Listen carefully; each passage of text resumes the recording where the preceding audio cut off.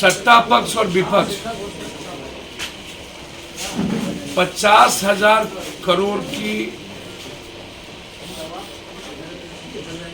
लगभग शराब की डिलीवरी और जहरीले शराब की भट्टी हर पंचायत में मिनिमम 4 ऊपर 5 से 6 दलितों को धमकाकर प्रलोभन देकर डराकर दलितों के गांव में थाना और माफियाओं के द्वारा भट्टी का संचालन प्रत्येक पंचायत। कोई ऐसा पंचायत नहीं है जिसमें जहरीले शराब की भट्टी का उत्पादन नहीं हो रहा। कल भी कुडनी में 4 लोग मरे, 2 लोगों का नाम दबा दिया गया, डरा दिया गया, 302 के मुकदमे की धमकी दी गई। जिनका हस्बैंड डेथ कर गया उनकी पत्नी पर 302 का मुकदमा कर दिया गया। और जबरन जो कभी दारू का सेवन किया ही नहीं है उस लड़के को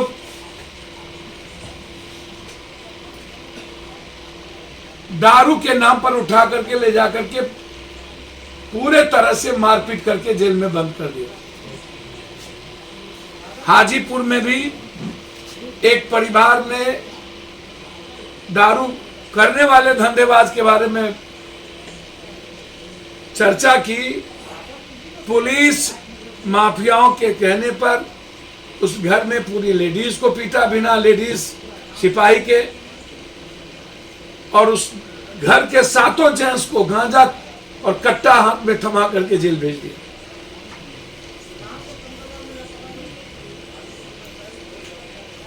₹50,000 करोड़ का पैरेलल इकोनॉमी।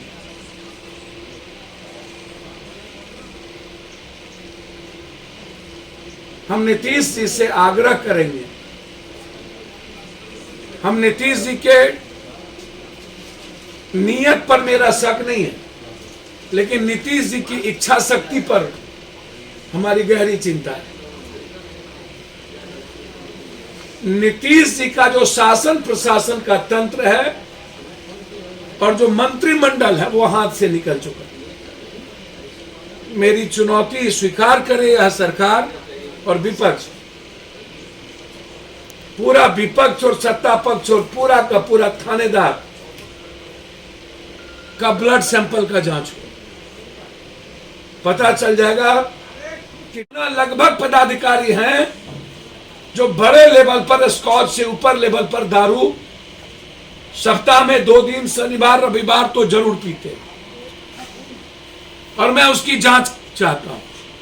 सत्ता पक्ष के नेताओं की भी जांच चाहता हूं और विपक्ष का भी टॉप टू 10, 100 का जांच चाहता हूं। यदि हिम्मत है तो पप्पू यादव की चुनौती को स्वीकार करें। सत्ता पक्ष और विपक्ष खुद तैयार हो ब्लड सैंपल जांच कराने के लिए, और नीतीश कुमार जी अपने पदाधिकारियों का ब्लड सैंपल जांच। इससे पता चल जाएगा कि दारू किनके संरक्षण में चल रहा है। दारू माफियाओं के कहने पर पूरा पुलिस महकमा गलत केस दर्ज करके लोगों को जेल में बंद करे, और दरोगा के कहने पर माफिया उन लोगों को का मर्डर करवा देती है जो लोग थाने को या किसी ऊपर तक खबर भेजते। तो फिर कौन केस करेगा?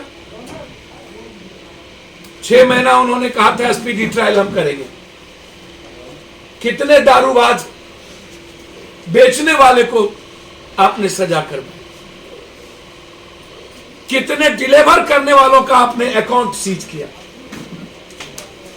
कितने नेता और पदाधिकारी और दारू बेचने वाले माफियाओं की संपत्ति आपने सीज की, और कितने लोगों को एसपी डीएसपी आपने कहा था सब के सब, जब कानून बनी थी कि आप एसपी और डीएसपी दरोगा सब इसमें डीएम पर एफआईआर होगा या सस्पेंड होंगे। 5 सालों के अंदर एक भी एसपी, डीएसपी, डीएम या पदाधिकारी को आपने जिले में सस्पेंड नहीं किया। पटना में दीदारगंज में सिर्फ 5 करोड़ का 1 महीने के अंदर दारू पकड़ा है, सिर्फ दीदारगंज। जब पटना के दीदारगंज में दारू, विधानसभा के आगे दारू, विधानसभा के पीछे दारू,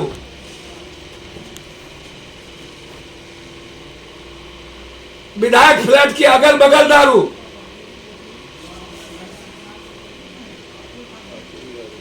पुलिस हेडक्वार्टर के बगल में दारू,